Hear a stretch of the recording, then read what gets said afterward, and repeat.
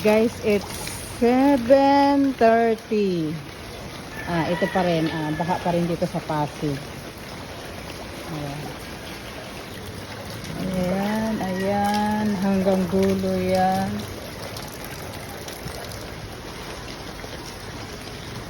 Update ko kayo. Kaya ito yan siya. Kagabi pa to eh.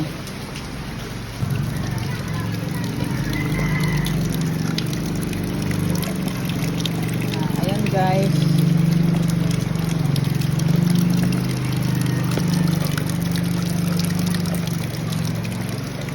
Bahang-baha po dito ngayon sa Pasig. Lakad pa tayo dito ng kaunti.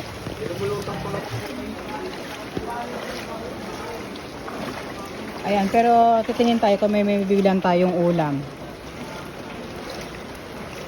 Kasi pag ganitong panahon, masarap magsabaw.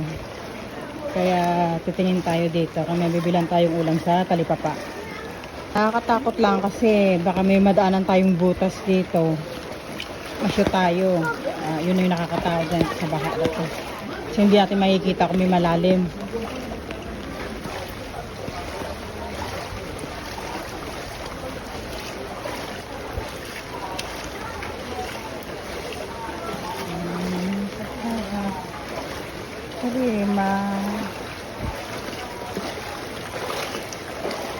Malayo na nga yung narating natin.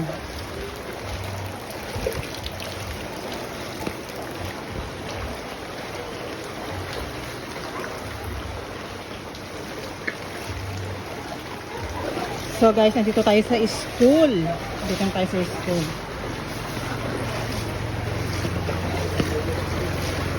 Yun, baha. Habang ng ano.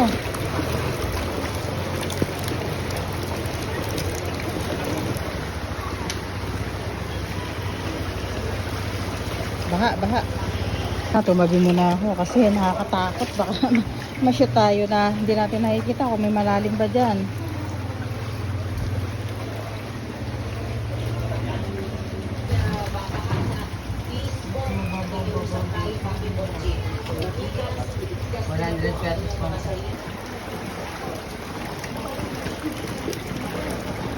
Yo, nakabili na nga tayo ng pang tinola. Pang kilo na natin tayo, pang tinola.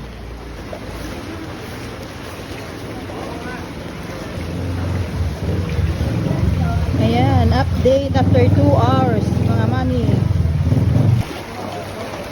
Yo, mga mima ko.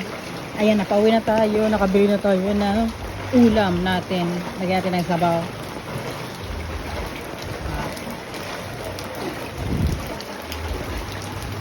Dito tayo sa kabila kasi baka may maapakan tayong butas dyan.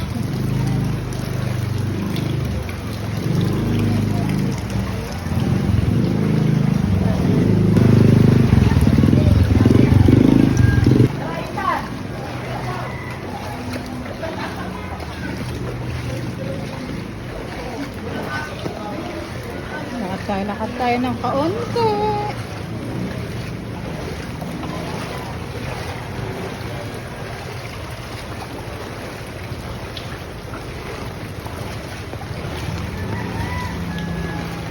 Ayun guys, mga motor dito, tricycle, tinutulak na lang.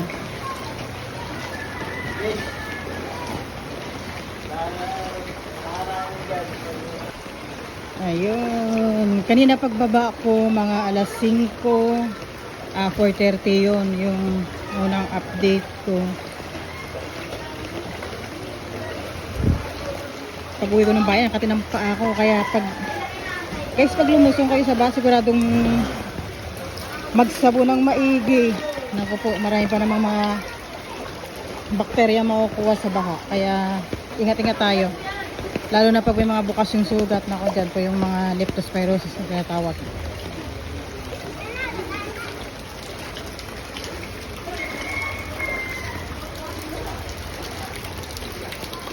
Ikot-ikot na rin yung mga barangay dito sa amin.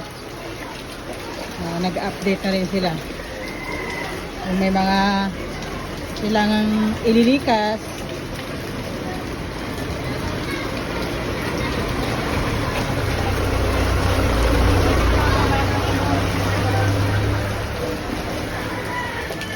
sako.